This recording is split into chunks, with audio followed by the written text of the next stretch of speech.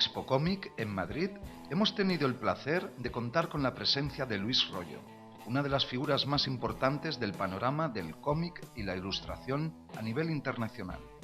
Hoy por hoy, Luis Royo es un monstruo consagrado a nivel mundial. Sus libros de ilustraciones son algunos de los más vendidos y podemos encontrar su trabajo en publicaciones de todo el planeta.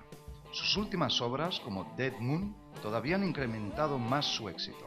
Actualmente se encuentra trabajando junto con su habitual colaborador, Rómulo Royo, y el nuevo valor nacional de la literatura fantástica, Jesús Vilches, en su último proyecto, Malefic Time. Art Password ha tenido el privilegio de realizarle algunas preguntas a este gran maestro del dibujo y la ilustración. ¿Cómo se consigue ser creativo? ¿De dónde surge la inspiración? ¿Cómo surge la magia? Complicado tema, pero bueno, si a lo mejor me mirara así más las tripas que otra cosa, te diría que aunque incluso a veces pueda sonar a cursi, es una necesidad. O sea, no es un planteamiento, no es una cosa que te propongas sesudamente ni racionalmente, es una necesidad. O sea, si no estoy delante de un papel en blanco para pensar, para imaginar un mundo, para lo que sea, me muero. Directamente me muero, me siento muerto. Entonces, no te podría explicar esto más gráficamente que con esas palabras, ¿no? ¿Qué ocurre en la mente de Luis Royo cuando dibuja o pinta? ¿Entras en algún estado alterado de conciencia? ¿Crees que utilizas, tal vez, algún hemisferio cerebral más que otro? Como por ejemplo el derecho. La verdad es que no me estudio todas esas cosas de la cabeza, ¿eh? Lo que sí que me pasa, o por lo menos a mí me pasa, y los que tengo ahora al lado también les pasa, es que entras en otro mundo. Y bueno, sí, ese mundo puede ser de 2 dimensiones, puede ser imaginario, puedes ponerle 1000 cosas, ¿no? Pero si lo vives, es igual de importante que el mundo real que luego tienes que hacer pues cuando coges el autobús o cuando tienes que hacer un viaje. Puede coger la misma importancia. Entonces, ese mundo lo eliges tú. Y eso es grandioso. O sea, poder elegir el mundo donde tú vas a pasar parte del día, ¿no? Y parte a lo mejor del día siguiente. Y si el proyecto es muy largo, años, ¿no? Vas a elegir el mundo donde tú vas a estar durante años, ¿no? Eso es tan bonito y tan simple que lo dice todo. O sea, ¿cómo no irse uno a vivir al mundo que uno quiere, ¿no? ¿Puedes visualizar una imagen nítidamente antes de comenzar un dibujo? ¿O la imagen llega mientras la trabajas? En eso, por ejemplo, sí que sería más racional. Yo me planteo los trabajos, ahora que los trabajos son en comunidad, nos los planteamos juntos, los estudiamos minuciosamente, aunque luego pueda haber errores. Está todo trazado, está todo meditado, le damos 1000 vueltas, o sea, en eso sí que no soy tan intuitivo. Lo que sí que es cierto es que después de eso, cuando se llega a la hora de plasmar, con todo todo eso te sirve de guía.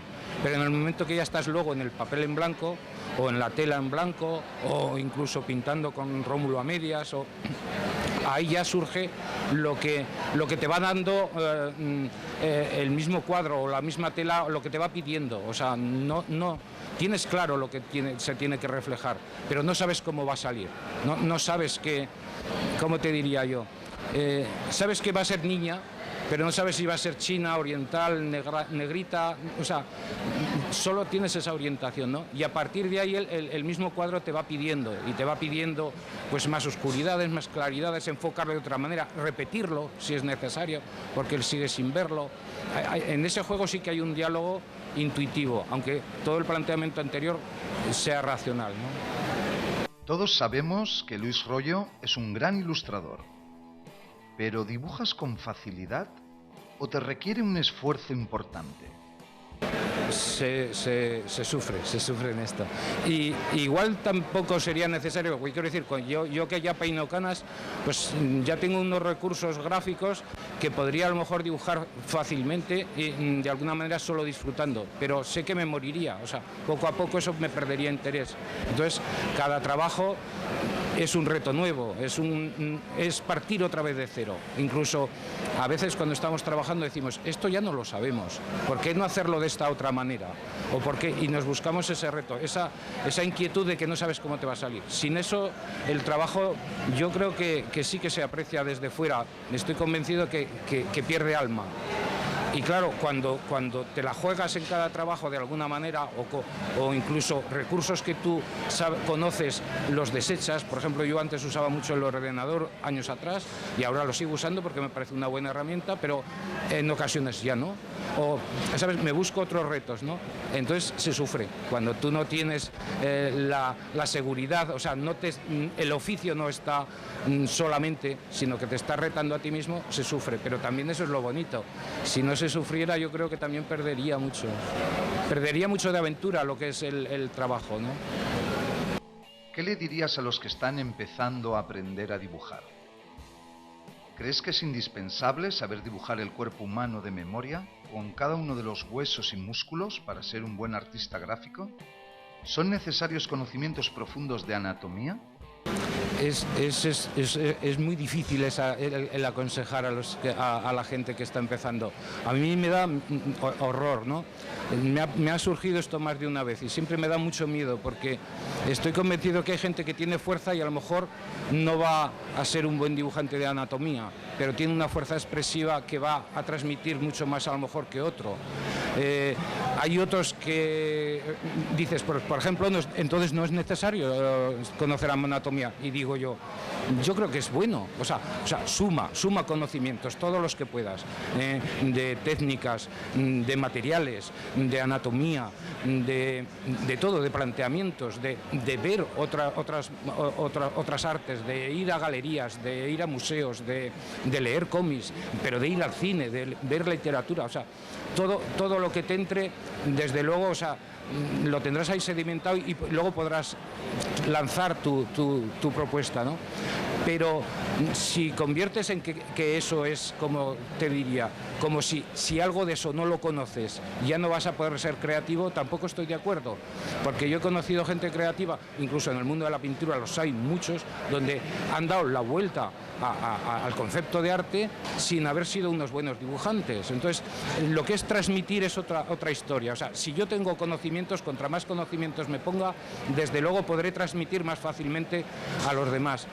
Pero a lo mejor con trabas yo sé transmitir, o esa otra persona sabe transmitir. Entonces, ¿por qué privarle o por qué condicionarle a que debería tener ese conocimiento indispensable, ¿no? A lo mejor él sabe transmitir sin eso. Yo he visto deformaciones de cuerpos de alguna manera que tienen una fuerza expresiva que a veces otras cosas no las tienen, mucho más académicas o mucho más formales, dibujadas, ¿no?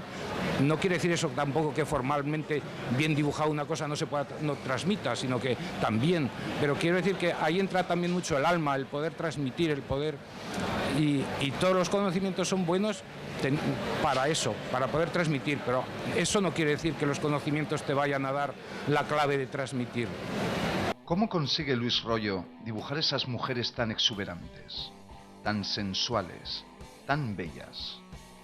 ¿Acaso existen modelos reales que corretean por su estudio o surgen directamente de su imaginación?